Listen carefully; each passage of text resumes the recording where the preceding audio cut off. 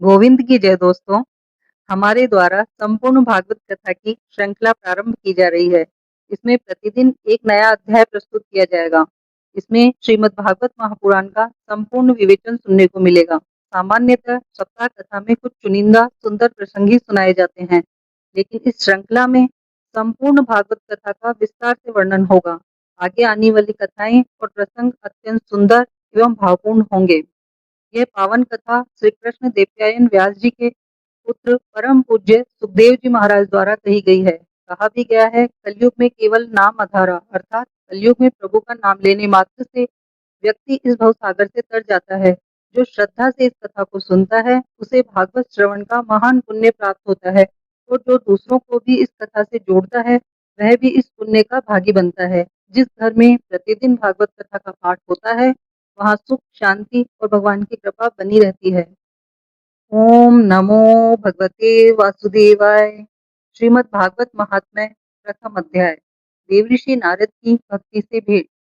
सच्चिदानंद स्वरूप भगवान श्री कृष्ण को हम नमस्कार करते हैं, जो जगत की उत्पत्ति, स्थिति और विनाश के हेतु तथा आध्यात्मिक, आधिदैविक एवं आधिभौतिक तीनों प्रकार के तापों का नाश करने वाले हैं।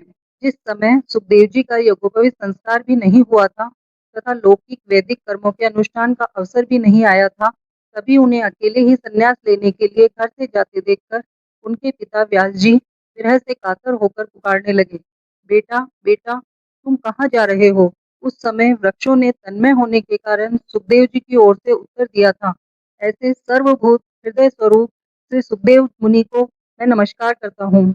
एक बार भगवत कथा अमृत का रसास्वादन करने में कुशल मुनिवर सौनक जी ने नैमिषारण्य क्षेत्र में विराजमान महामती सुत जी को नमस्कार करके उनसे पूछा। सौनक जी बोले, सुत जी, आपका ज्ञान अज्ञान अंधकार को नष्ट करने के लिए करोड़ों सूर्यों के समान है। आप हमारे कानों के लिए रसायन अमृत स्वरूप सार गर्भित कथा कहिए। भक्ति, ज्ञान और वैराग्य से प्राप्त होने वाले महान विवेक की वृद्धि किस प्रकार होती है तथा वैष्णव लोग किस तरह इस माया मोह से अपना पीछा छुड़ाते हैं। इस घोर कलयुग में जीव प्राय आसुरी स्वभाव के हो गए हैं। विविध क्लेशों से आक्रांत इन जीवों को शुद्ध देवी शक्ति संपन्न बनाने का सर्वश्रेष्ठ उपाय क्या है? सुत जी, आप हमें कोई ऐसा शाश्वत साधन बताइए जो सबसे अधिक कल्याणकारी तथा पवित्र करने वालों में भी पवित्र हो तथा जो भगवान श्री कृष्ण की प्राप्ति करा दे। चिंतामणि केवल लौकिक सुख दे सकती है और कल्पवृक्ष अधिक से अधिक स्वर्गीय संपत्ति दे सकता है, परंतु गुरुदेव प्रसन्न होकर भगवान का योगी दुर्लभ नित्य वैकुंठ धाम दे देते हैं। सुत जी ने कहा, सौनक जी, तुम्हारे हृदय में भगवान का प्रेम है, इसीलिए मैं विचार कर तुम्हें संपूर्ण सिद्धांतों का निष्कर्ष सुनाता हूँ, जो जन्म मृत्यु के भय का नाश कर देता है, जो भक्ति के प्रवाह को बढ़ाता है और भगवान श्री कृष्ण की प्रसन्नता का प्रधान कारण है। मैं तुम्हें वह साधन बतलाता हूँ, उसे सावधान होकर सुनो। श्री सुखदेव जी ने कलयुग में जीवों के काल रूपी सर्प के मुख का ग्रास होने के त्रास का आत्यंतिक नाश करने के लिए श्रीमद् भागवत शास्त्र का प्रवचन किया है। मन की शुद्धि के लिए इससे बढ़कर कोई साधन नहीं है। जब मनुष्य के जन्म जन्मांतर का पुण्य उदय होता है तभी उसे इस भागवत शास्त्र की प्राप्ति होती है। जब सुखदेव जी राजा परीक्षित को यह कथा सुनाने के लिए सभा में विराजमान हुए तब देवता लोग उनके पास अमृत का कलश लेकर आए। देवता अपना काम बनाने में बड़े कुशल होते हैं, अतः यहाँ भी सबने सुखदेव मुनि को नमस्कार करके कहा, आप ये अमृत लेकर बदले में हमें कथा अमृत का दान दीजिए। इस प्रकार परस्पर विनिमय अदला बदली हो जाने पर राजा परीक्षित अमृत का पान करें और हम सब श्रीमद् भागवत स्वरूप अमृत का पान करेंगे। इस संसार में कहाँ काच और कहाँ महामूल्य मणि तथा कहाँ कथा और कहाँ सुधा। श्री सुखदेव जी ने यह सोचकर उस समय देवताओं की हंसी उड़ा दी। उन्हें भक्ति शून्य कथा का अनाधिकारी जानकर कथा अमृत का दान नहीं किया।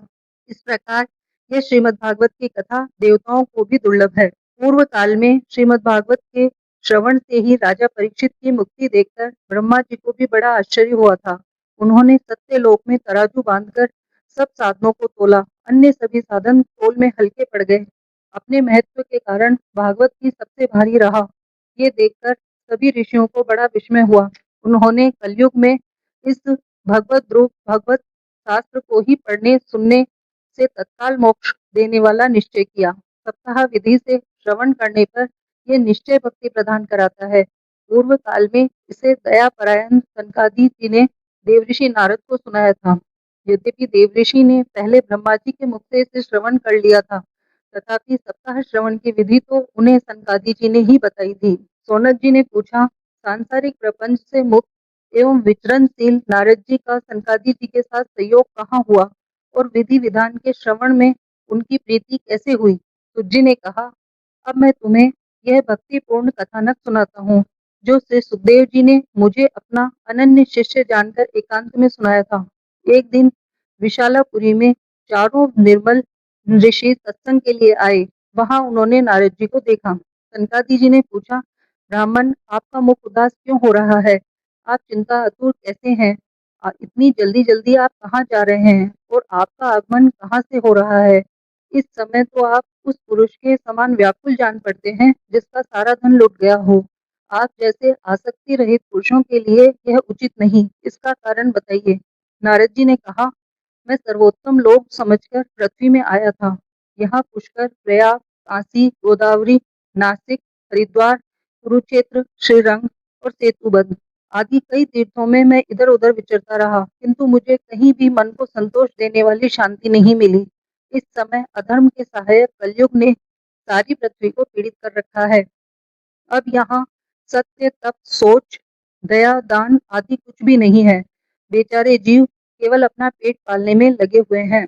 वे असत्यभाषी, आलसी, मंदबुद्धि, भाग्यहीन, उपद्रवग्रस्त हो गए हैं। जो साधु संत कहे जाते हैं वे पूरे पाखंडी हो गए हैं। देखने में तो वे विरक्त हैं, किंतु स्त्री, धन आदि सभी का परिग्रह करते हैं। घरों में स्त्रियों का राज्य है। साले सलाहकार बने हुए हैं। लोभ से लोग कन्या विक्रय करते हैं और स्त्री पुरुषों में कलह मचा रहता है। महात्माओं के आश्रम, तीर्थ और नदियों पर विधर्मियों का अधिकार हो गया है। इन दुष्टों ने बहुत से देवालय भी नष्ट कर दिए हैं। इस समय यहाँ न कोई योगी है, न सिद्ध है, न ज्ञानी है और न सत्कर्म करने वाला ही है। सारे साधन इस समय कलिरूप दावानल से जलकर भस्म हो गए हैं।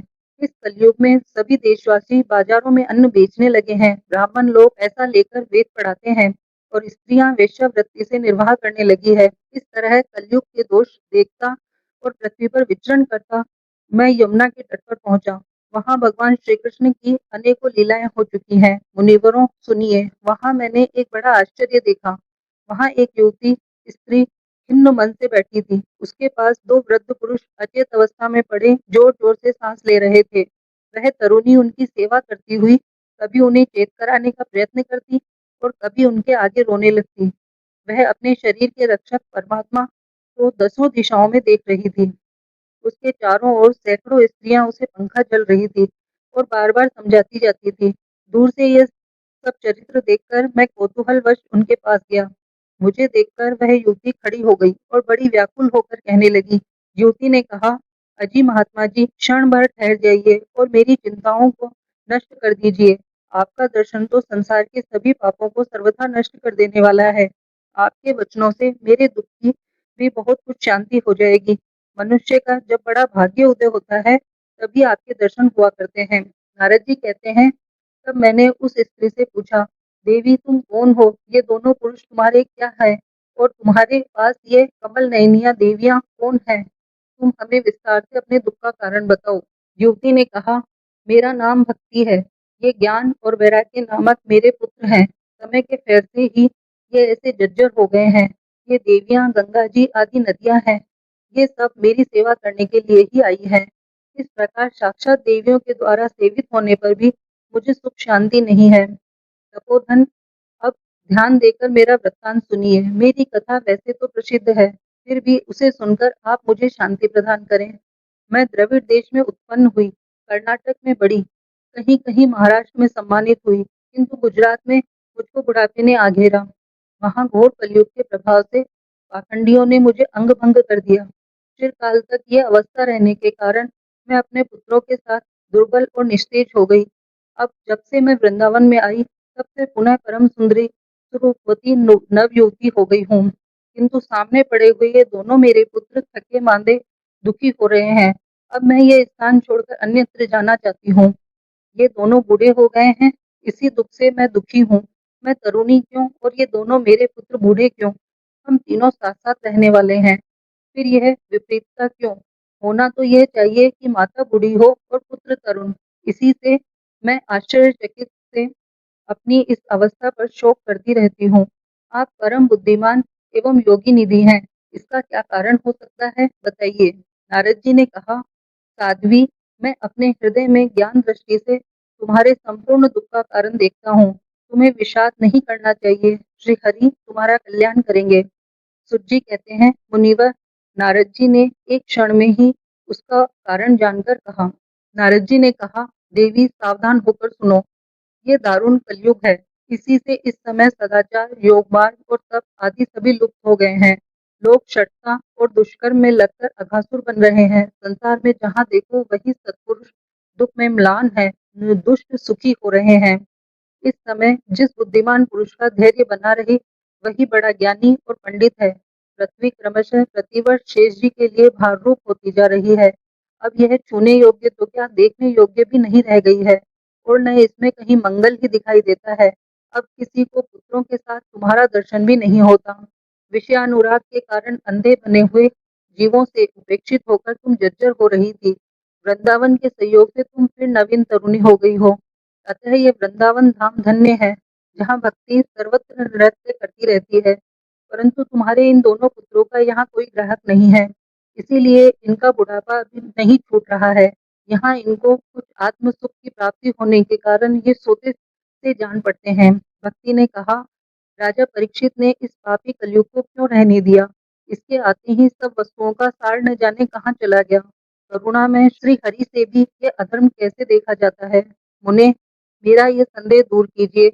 आपके वचनों से मुझे बड़ी शांति मिली है। नारद जी ने कहा, बाले, यदि तुमने पूछा है तो प्रेम से सुनो। कल्याणी, मैं तुम्हें सब बताऊंगा और तुम्हारा दुख दूर हो जाएगा।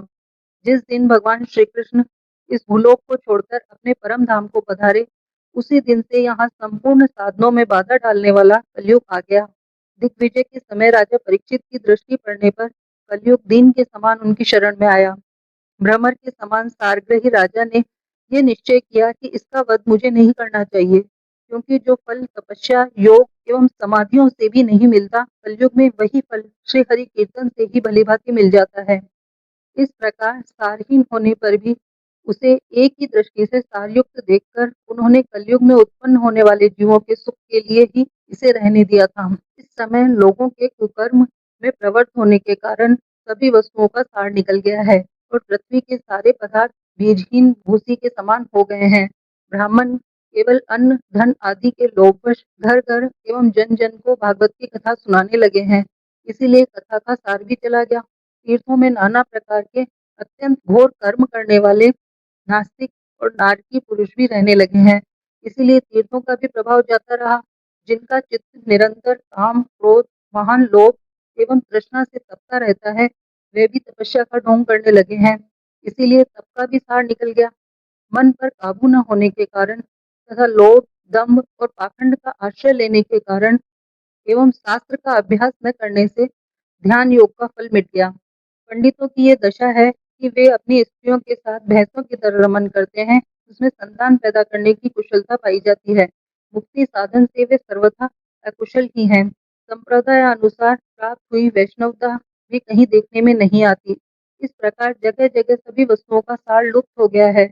यह तो इस युग का स्वभाव ही है, इसमें किसी को दोष नहीं। इसी से पुंडरीकाक्ष भगवान बहुत समीप रहते हुए भी ये सब सह रहे हैं। सुत जी कहते हैं, सोनक जी, इस प्रकार देवऋषि नारद के वचन सुनकर भक्ति को बड़ा आश्चर्य हुआ। फिर उसने जो कुछ कहा उसे सुनिए। भक्ति ने कहा, देवऋषि, आप धन्य हैं। मेरा बड़ा सौभाग्य था जो आपका समागम हुआ। संसार में साधुओं का दर्शन ही समस्त सिद्धियों का परम कारण है। आपका केवल एक बार का उपदेश धारण करके कयाधु कुमार प्रहलाद ने माया पर विजय प्राप्त कर ली थी। ध्रुव ने भी आपकी कृपा से ही ध्रुव पद प्राप्त किया था। आप सर्व मंगलमय और साक्षात श्री ब्रह्मा जी के पुत्र हैं। मैं आपको नमस्कार करती हूँ। प्रथम अध्याय